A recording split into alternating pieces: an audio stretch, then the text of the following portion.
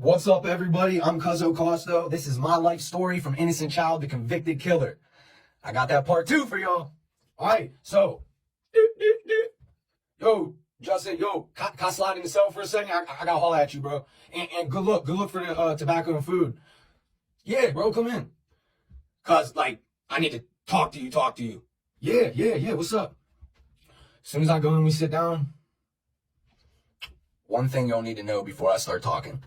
Do y'all remember right when I ended it, I said, dude, seen my door tag, said he noticed the last name, started going in all these details. Now, the dude that asked me, right, he's a Nieta.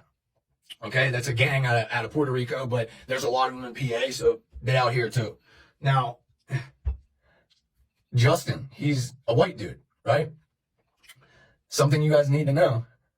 He became a Nieta. Yeah, he became a Nieta in there. So, that backstory. One, my last name, right? The last name that's in the paperwork is Ellison. Okay? You guys have been following my life story along. You know, from when I was born to 7 years old, that was my last name, Eric Ellison. That's not my name on the door tag. My last name on the door tag is Costo. Ain't no last name Costo in any of that paperwork.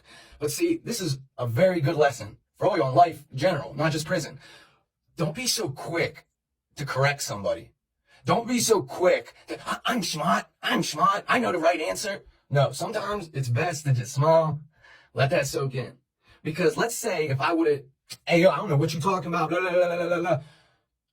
I didn't know Justin was in Nieta. I didn't know that he's gangbanging now. I didn't know any of that. I'm unfamiliar with the whole fucking play. I just got there and I'm a youngin'. This is my first prison ever.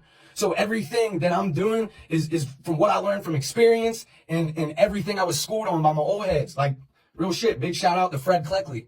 Like, bro, he schooled the fuck out of me before I went to prison on everything. And a lot of shit that he schooled me on and taught me, it saved my life in there. But check this out, right? So, we having our conversation. Justin, real shit, bro.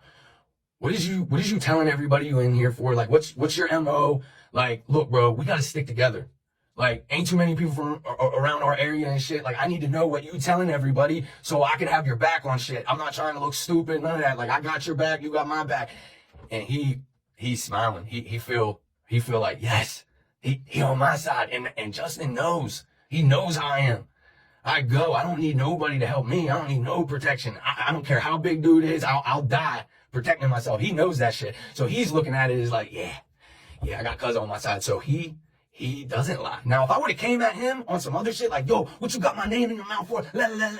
Bro, that would have fucked everything up. You gotta move like you're playing chess with everything, because it ain't checkers. Life ain't checkers. You gotta know, okay, if I move this piece and I do this, right? What the fuck is the other person gonna do? And then when he does that move, what am I doing? Like, you have to think that way. So, with me coming in, all smiles, friendly, I know, and I'm letting them know, I already know you saying something that ain't true, but I got you. I'll co-sign everything pretty much is what he's hearing. So, yeah, he breaks it all down and he pulls out a legal folder, and the paperwork that's all in there, it's like a mixture of different people's paperwork. So it was like he could bring one thing at a time and like, which is crazy to me, because when you're fucking a gang member, they should know all your shit. So to me, they got him as a crash dummy. You know, Justin gets money. He gets money coming in. He got people out there that can shake and move. So in my head, I'm like, yeah, he ain't putting in work. He ain't nobody to fear, nothing like that. They using him type shit. So anyways, he pulls the shit out. He stole someone else's paperwork, when Momo is the dude that his niece was the girl that got shot by Justin. He whooped his ass, and that's how, you know, Justin ran to the multi-purpose room, which is like this little bubble enclosure. He locked himself in, and he said he needs protection, he needs PC. But instead, they moved him to another block, right? They moved him to another block. While he's on this block, he was with, you know, one of my people's co-defendants that actually was a part of the case and fighting it. So that's how he was able to get that paperwork. Now, the whole case, let me break it down, okay? So my stepdad, Dave Ellison, remember I thought he was my dad until I was 7?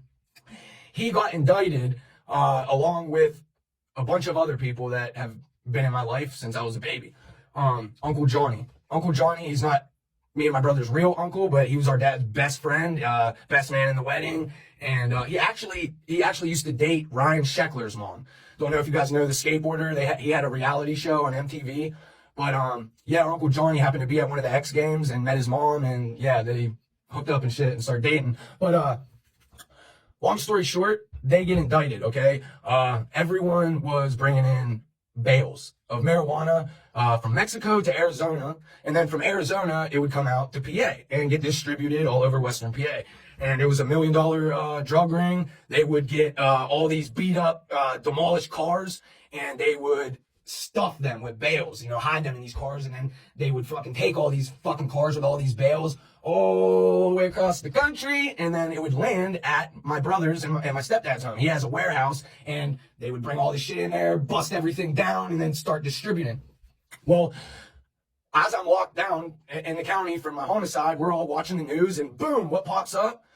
My stepdad, my brother's home, and he's coming out like, I didn't do it. Like, yeah. So I'm like, what the fuck? And then the CO calls me. He's like, yo, your whole family's in booking. Now, the COs, they know, you know, they know they're not like blood related, but like, yeah.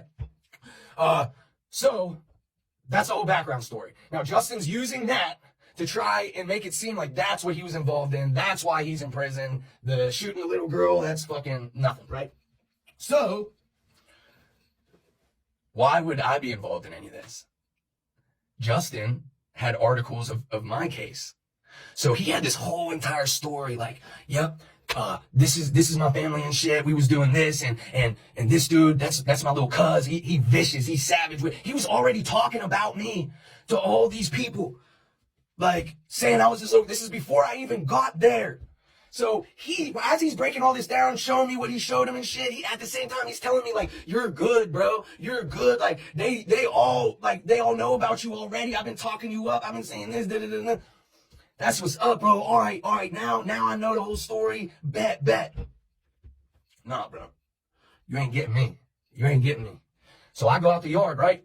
Now at this time, I haven't been here long. So I gotta fucking, you know, meet my people. I gotta find my people. So once I meet up with all the lokes and shit and, you know, introductions, dude who was running all the Crips in the prison at the time, Cali, I pull him aside and I'm like, yo, I need to talk to you about something like serious. I know I just got here and shit, but so I break down the whole situation to him. I keep it 100 on everything. So he tells me, yo, I know who runs the Nietas, Pena. I'm about to go holler at him, but you gotta back up what you're saying because they made him gang. You feel me? Bro, I ain't fucking worried about him. He ain't who everybody think. I'm not worried about him. He's scared of me. I don't give a fuck.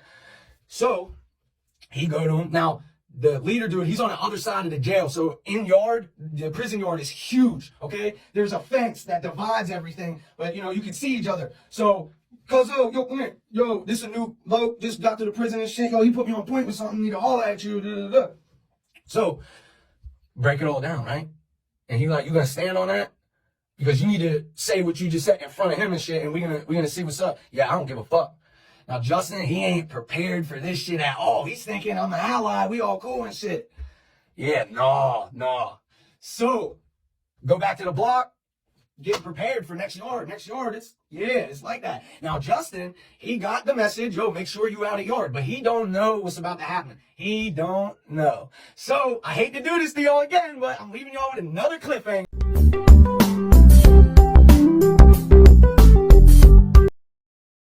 What do I want people to know about me? Can I twist that question? Sure. This is what I want people to know. The whole point of the human race and the human mind in itself is evolution. Whether it's evolution spiritually, physically, period. Evolution. The purpose from birth is creation. That's all humans do. Everything around you was created. You were created. That table over there created, this chair created, this mic created, that camera created, that hat created. The whole point of the human race in itself is creation. Before now, when there was at least ideally the belief of two human beings on earth, everything after that was a creation in itself. The whole point is evolution and creation. If you're not evolving, you're doing something wrong. So anything that takes away the power of your mind is keeping you still and delaying your evolution. The whole point of life is evolution. Study your laws of the universe. The law of attraction, the law of abundance, the law of equivalent exchange. Study your laws, the laws of cause and effect, the karmic cycle. Study your laws. Better hit that subscribe button. Real shit. Come on. Come on. Hit that. Subscribe. Subscribe. Hit that. Hit that like too. Get me in the algorithm. Come on, bruh.